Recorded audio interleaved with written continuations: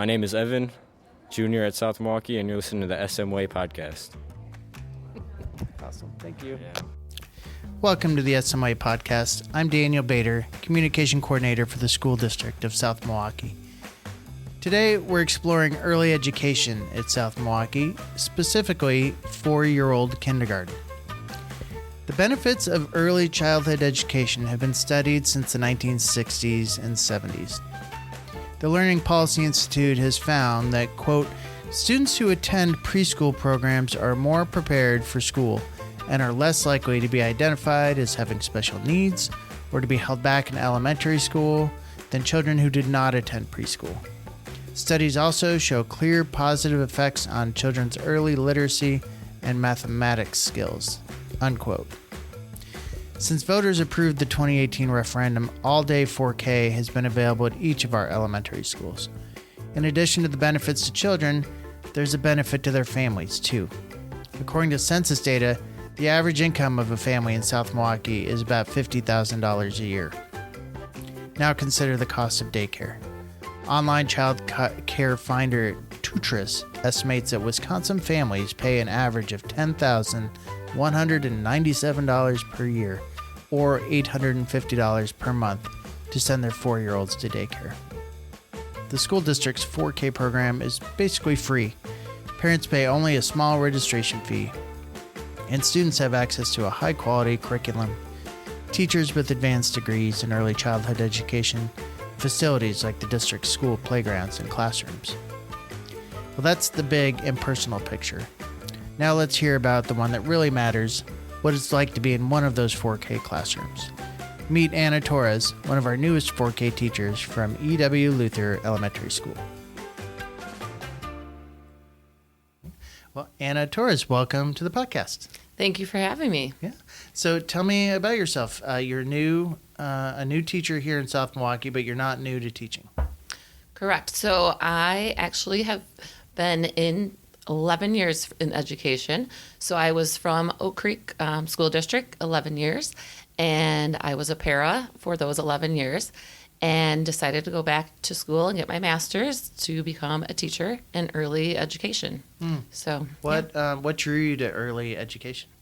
I just really like that age group. I feel that age group is the most fun. You know, you're just shaping their minds, especially in 4K that I work in. You know, they're coming to you with new things they need to learn. They need to learn, regulating their emotions, all that kind of thing. So, yeah, just love the little ones. And early education, just Yep. to be clear, what age groups does that encompass? What is early education? So my degree goes from birth into 3rd grade. Really? Yeah, Wow. so that was my degree that I went back for. Okay. Yep.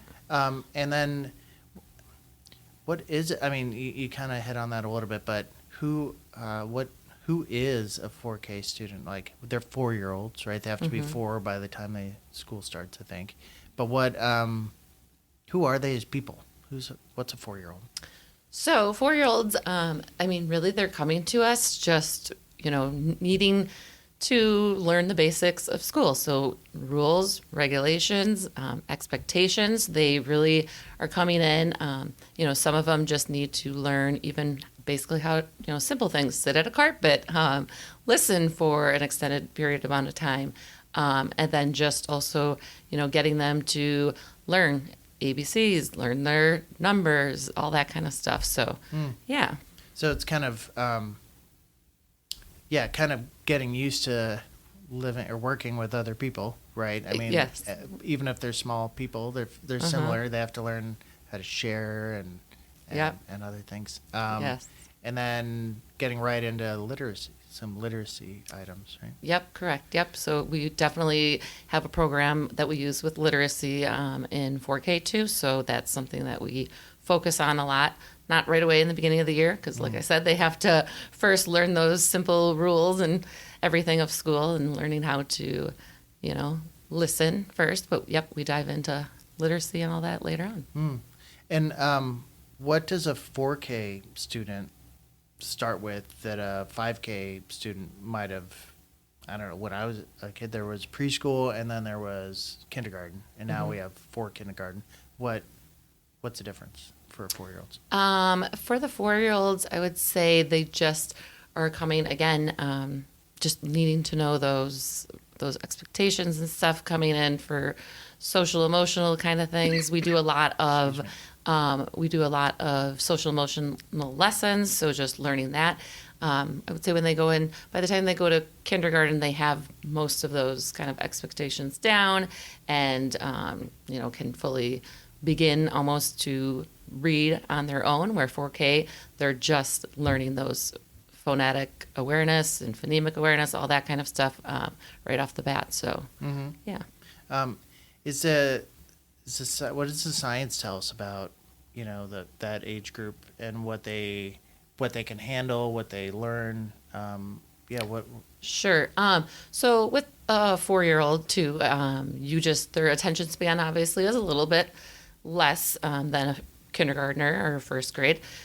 So even just making sure that you keep, if you're doing whole group instruction or anything at the carpet, just keeping it down to 10 minutes, 15 minutes tops, making sure you always get those breaks in so that they can get up and get their wiggles out, that kind of thing. So just really paying attention to what they need to. Every group is different, obviously. Every year you get a different set of kids, and they might have a different, attention spans or anything like that. So you just have to sort of tailor your teaching to the group that you get every year. Sure. So I got a chance to visit Anna's classroom yesterday, and I noticed that half of it is kind of tables and chairs, and half of it's play space.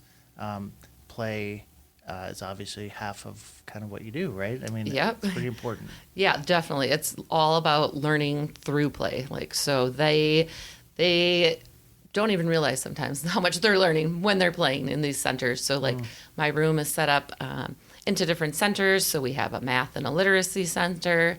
We have a dramatic play center, fine motor center, science.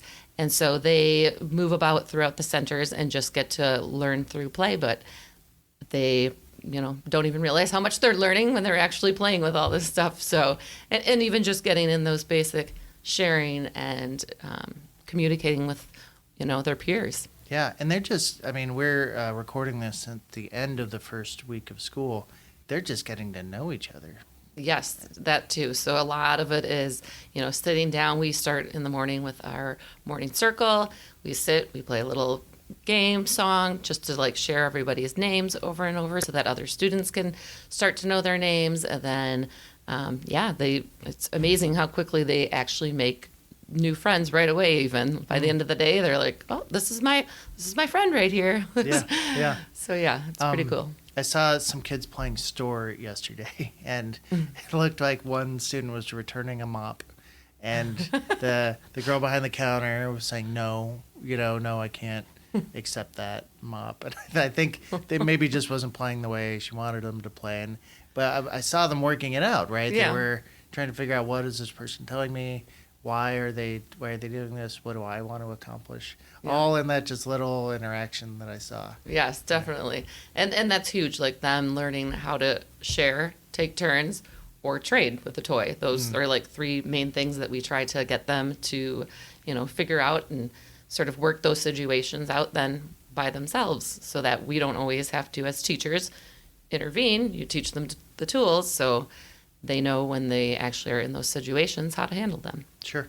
In a lot of instances, you are the first teacher that a mom or dad has had too, now that they've had this child and now they're maybe going away for the first time from them. How much of your job is working with parents too? So in 4K, we also are going to have a family enrichment kind of time. So bringing parents even in for certain events that we could do.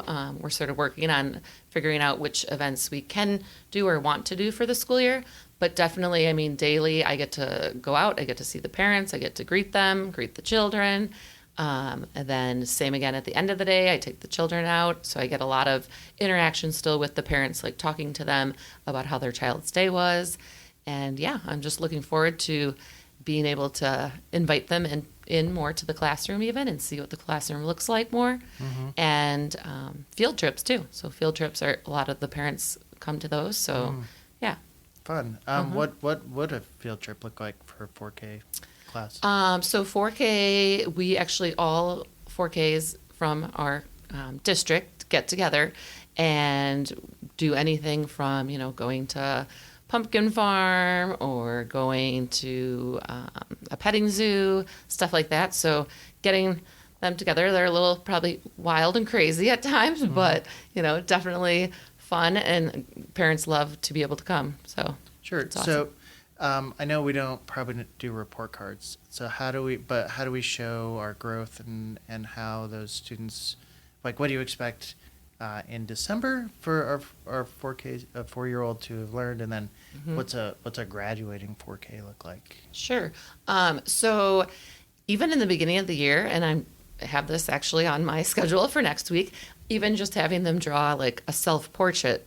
So like you would be amazed at what it looks like from the first week that they're in school, from when they draw it again in December, from when they draw it again in March, and then the end of the school year and in June, like how far that they can come even in that.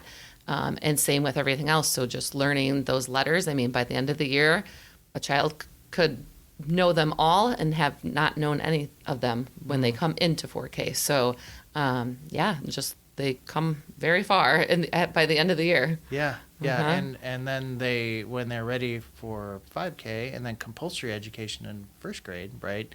They should be able to hit the ground running, I guess. Yes, definitely. Yep, they're basically at that point about ready to learn, and so they should be well on their way once they have those letters under their belt and know all that, and start to work with their kindergarten teacher on reading. Yeah. And then how does it work with you collaborating with other, grade levels? I know that is a pretty big emphasis in our schools. I know you're new, and I know it's like the first week, but you must have had some interaction already. Oh, sure. I actually just came from a training, so a personal development training with other 4K teachers throughout our district. And so we are just, it's great to get together with them because first, share stories, figure out, any maybe struggles that they're having that maybe I'm having as well, and getting tips and tricks like that.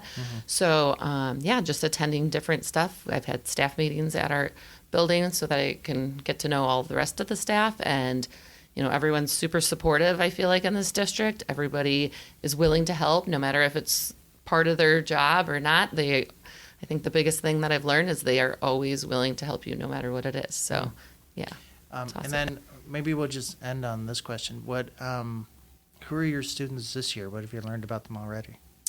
I've learned they have a lot of energy.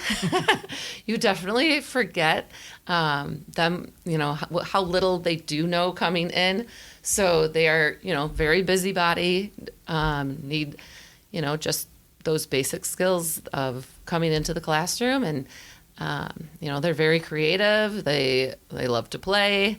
They right away just, when are we going to play? I have a question. When's playtime? So, but again, they're great. They're silly, they're fun, and they just have a lot of energy. All right. Well, thank you for your time. I know it's been a hectic week, so thanks for being here. Thank you for having me. Joining us now, actually from his office in Lakeview Elementary School, is Chris Sapersky, the principal of Lakeview and the enrollment coordinator for our 4K program. Thanks, Dan. It's nice to chat about this today. Yeah. So we just talked to Anna Torres, our new 4K teacher at Luther Elementary School. We heard about what her classroom looks like and what she sees that her students need and what she thinks they get. But in a larger sense, can we talk a little bit about the value of early childhood education? Yes, we know that students just grow and absorb so many things in those first few years of life. And traditionally in society, we've always thought of 5-year-old kindergarten as somehow the time when students start school. But we see that in so many places, students are starting earlier and earlier. And really, you think about the time when a a child's mind is going through the most development and is able to absorb and take in all sorts of new concepts, and what better chance than in those formative years to be able to really invite those students into our school community and be able to start learning and thinking about letters and numbers and shapes and all the ways that we start putting the world together. I talked at the top about the fact that South Milwaukee, since 2018, has had an all-day 4K program at each of the schools. Can you maybe talk about that just a little bit, and the difference between a half day and a full day, and the value to parents? Sure. Yeah. We started kind of with a pilot program of all-day 4K several years ago, like you mentioned, and I think we just had it in 2 schools at the time, and saw that students really did well in that environment, and teachers really thrived in that, as well as the community just really valued it as well and embraced all-day 4K. And so over the past couple of years, we've been able to expand 4K, all-day 4K, to all 4 of our elementary schools in South Milwaukee now. We still do have half-day options that are available. They're only at Blakewood at this point. But our students can go to any of our 4 elementary schools for 4K. And so all-day 4K really has given students and teachers the opportunity to go more in depth into the content that they're learning. And so it's the same similar concepts between half-day and all-day, but our all-day classes are able to just take more time at perhaps a more developmentally appropriate pace, and go a little bit deeper into the concepts that are really important to our youngest learners. How does a 4K or a group of 4-year-olds fit into the school culture and climate? Yeah, they bring their own life and vibrancy, right? It's a wonderful thing to not only invite the youngest learners into a school system, but also their families. And so we know that for many families, 4K is the first point of contact that you have with a school system. And so I, through the 4K enrollment process, often am one of the first touch points that somebody might have on that path to high school graduation. And so how do we really invite people into something that is going to be part of their lives for the next 15 years or so? And so those 4K teachers also really know the weight of that. We're trying to set them up for an entire career of celebrations in our school system. Yeah, I just have to say, when we were in that age where our first was going to kindergarten, we were paying for daycare. It was hard at the time, but more is that there was not a curriculum that we were happy with. While he was getting care and nutrition, but we really wanted to get that jump start because we, just as a family, really valued the education. Having a certified teacher, in early childhood education has to make a difference. It really does. We have incredible 4K teachers here at our schools who are, like I said, not only welcoming, but also really able to focus on those academic pieces. There's been a lot of focus lately on foundational literacy pieces, and so that has obviously been a big focus of our 4K work as well across the district, to make sure students really are ready to meet those literacy milestones, ready to become readers and writers and literate citizens. But our 4K staff is also very versed in social emotional learning. And we know that that's a whole important aspect of what students bring to school. And they've had a lot of training specifically in social emotional development of students, so that we're really raising the whole child. Sure. So I know that a lot of our calendar this year is built around teachers having time to collaborate in these professional learning communities. Being able, I'm just thinking about the streamlining of curriculum. The 4Kers going into 5K, no matter where they go in this district, has to be just give those 5K kids a jump start too. It really does. as we said earlier, when we can start the learning happening sooner and have students be part of a system, it's easier to move from grade level to grade level, and for families to feel comfortable and confident because you have fewer transitions, right, from going to perhaps a daycare to a preschool into a public school, something like that. Now you're just part of one seamless system that teachers are able to talk to each other and pass on those strengths and those wonderful things about students. So as the So as the enrollment coordinator, what's the demand been like for 4K since we went to all day? Yeah, it really has increased significantly for our all-day programs. We generally open registration for 4K shortly after New Year's every year. So for next school year, the 24-25 school year, that would open somewhere probably shortly after January 1st, 2024. And there's kind of a long open time where people can register. Some people are ready and they register right away. Some people, it takes a little bit longer. But pretty much if families that register anytime between, say, January and end of May, that's been a real good window to be able to be part of the all-day programs. There is a point at which our all-day programs so far have filled up, and so we said earlier there are half-day programs that are located at Blakewood right now. Some of those are families who actually just want half-day programs because either it meets their schedule needs as a family or they just know their kids really well. They might be saying, you know what, I know my kid really needs afternoon naps yet, and so AM 4K is perfect for them. And then we also have people that registrations came quite late, and so we sadly had to say our all-day spots are filled up. And so it really is helpful for people to get their registrations in earlier, but it doesn't have to be right away. It just has to be in the first few months of the new year. Right. And then because the open enrollment process in Wisconsin starts in February, so really the sweet spot is between January and February before people start filling out those applications from outside South Milwaukee. Our school board has typically set unlimited open enrollment for 4K because that it is attractive to people from outside our community. As we talk about the wonderful things that South Milwaukee as a school district has to offer, other people outside the community see that and they want to be part of that from the very beginning.